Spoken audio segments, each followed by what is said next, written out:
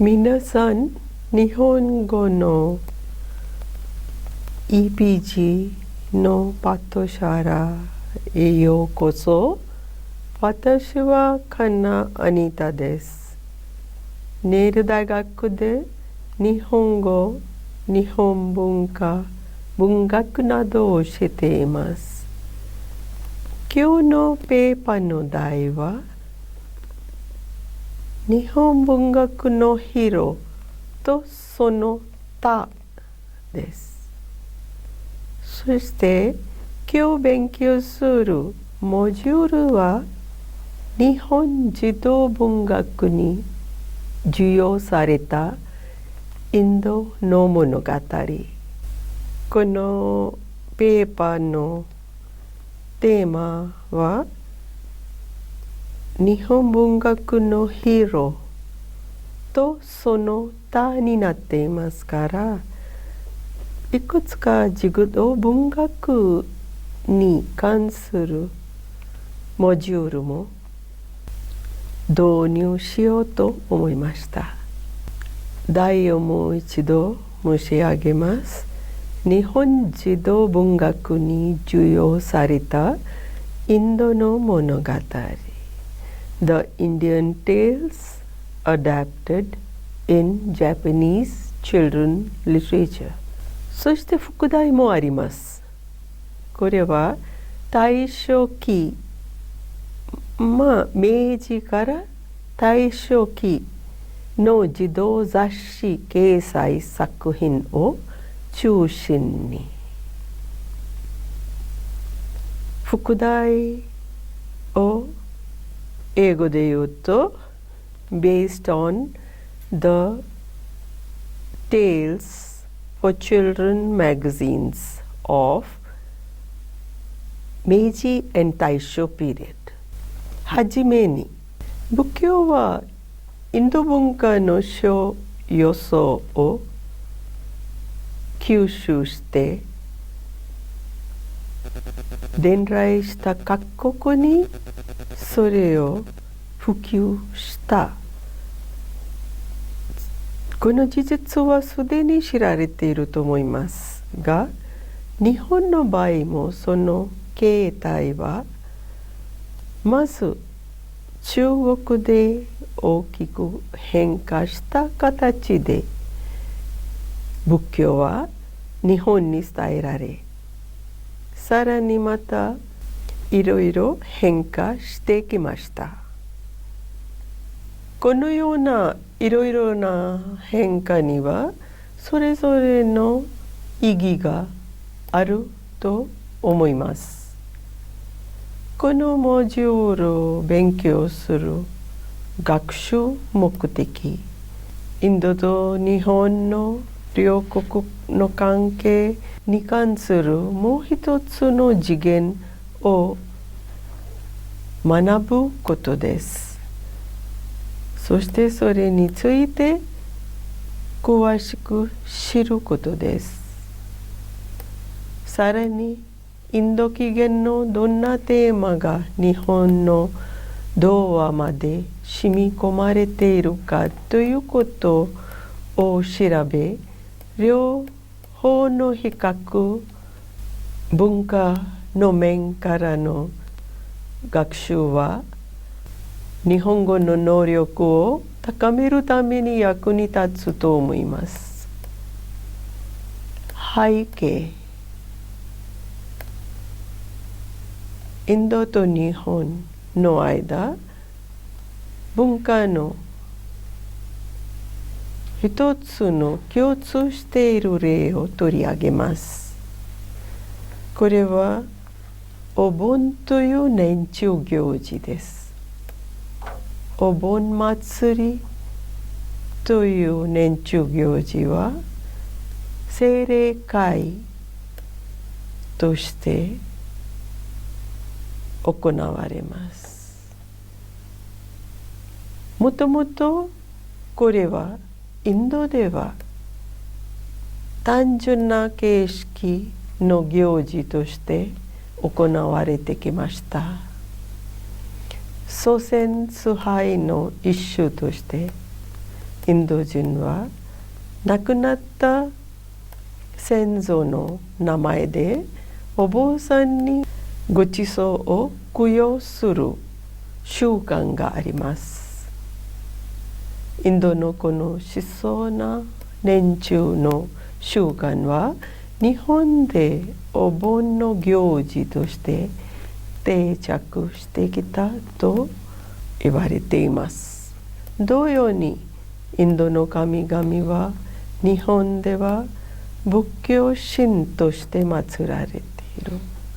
が、インドではこれは実現できたのは本自衰弱という概念のもとです。インドでは身分も意義も大層異なった神が日本では偉い神として祀られています。例えば日本の代表的な神の一つとして広く信じられている日本の七福神としても祀られている大黒天はインドではマーカカラと言われ、ヒンズー教の神というよりヒンズー教の衆三神の一人であるシバ神に従っている鬼のことです。そして神としての身分もそれほど高くはありません。このように日本での概念とは全く異なっていると言えます。同じように航海の神、航海というとネビゲーションの神として日本で広く祀られているコンピラ神はあります。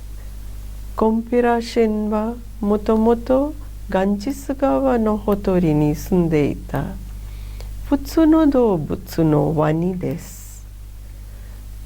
そしてラマイナに登場するから聖なるものとして位置づけられてきました。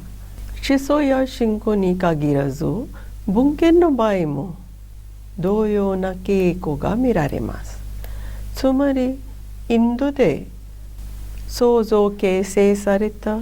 仏教文学はその当時のインドの民間説話や昔話などを使われたモチーフをよく素材にしたものです。そのためもともと仏教や宗教と無関係なテーマが仏教文学にもかなり含まれています。そして漢訳仏典の形で中国を通して日本に伝えられてきました。その中のいくつかのテーマを取り上げるとかなり広く普及したテーマがあります。そして日本の文学作品説は昔話にも認められているものになっています。例えば日本でのクラゲ骨なしという題で知られているモチーフがあります。インドでこれは昔から猿とワニの話として存在しています。そしてさらにインドの民間説話集のカタサリットサーガラ、パンチタントラ、さらに仏教の本書教、つまりジャタカ物語にも見受けられています。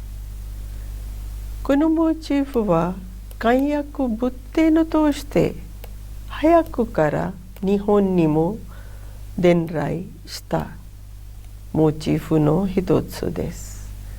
無論インドの話を最初に一番たくさん集めた日本の説話物語集の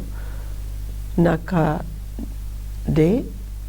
取り上げられています。この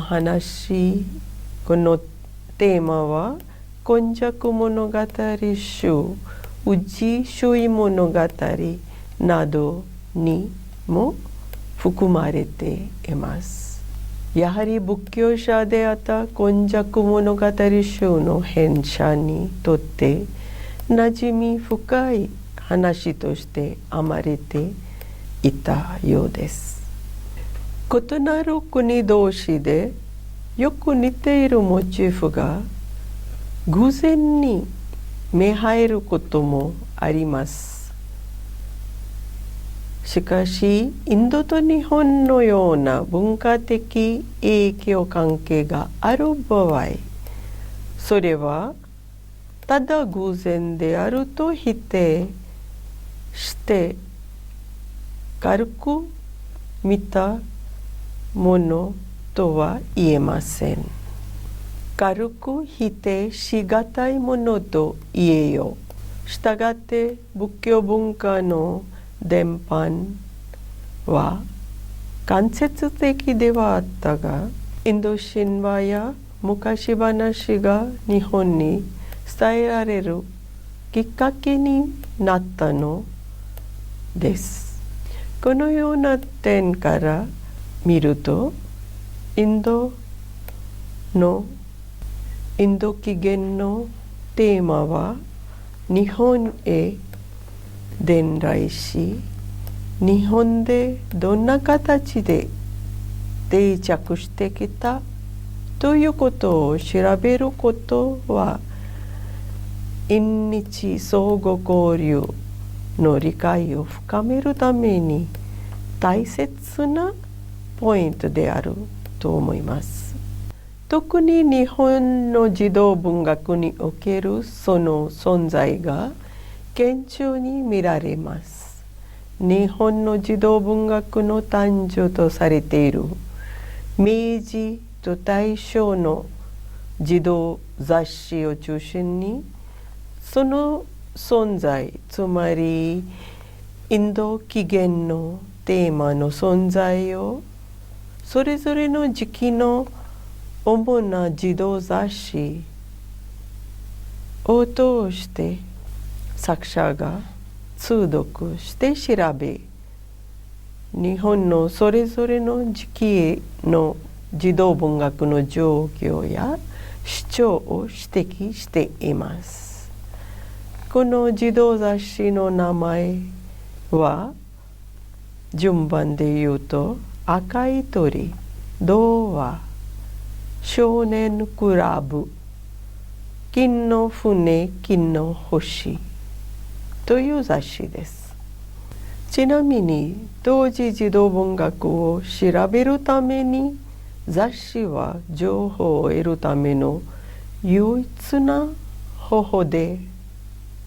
あると強調したいんです。特に日本であるインドのテーマに限ってみると、明治から大正にかけてさまざまな形でさまざまなバラエティが見られます。そのうちにも説話や民話が一番多い。翻訳、創作、裁話などもかなりあります。特に翻訳と創作の代表的な例として、特に翻訳や裁話の代表的な例として、キプリング氏の狼少年、象の舞踏会、その他の密林奇談やヒマラヤの象牙、地底のしたからなど冒険探偵小説が挙げられます。同じように力地旅アグニの神ナヤルさん魔術のような創作童話も挙げられます。採話された話の場合、レベルは様々であり、場合によって現状と全く異なったものとして採話されている。しかし忠実に採話された話もあります。その例として、オ・ハリスチャンドラの話、シャクンタラ姫の話の例があります。次は仏教説話について話します。仏教説話といっても哲学的な固い話ではなく、子どもの好奇心のかきたてる話が多い。特に文化、歴史などに関心を育てる話があります。その中で仏様の人生や仏教と関係がある出来事が記されています。ほとんどいずれの場合もお釈迦様はまたその弟子たち歴史的な人物が話に登場する。ジャタカ物語、つまり菩薩の物語、歴史物語の採話があります。例えばアジャセヨの話、ケシの花という題の話、ザクロの実という岸神保の話、夢殿の話も聖徳太子という日本のブッダと言われている太子の人生を語っています。次は知恵比べというテーマに基づいて難問の話について触れます。知恵比べのモチーフは大きく2つのタイプに分けられます。一つは賢い裁判というタイプですね。そしてこの知恵比べの第一のタイプは児童雑誌に父の裁判、財布の裁判などという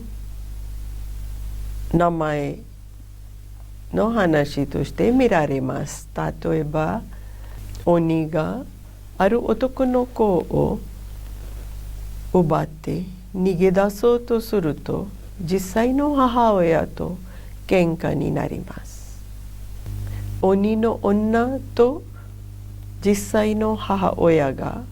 争っているうちにそこにいる賢い人が本当の母親を識別することができます。その方法として賢い人は地面に一本の線を引いて二人に次のように言います。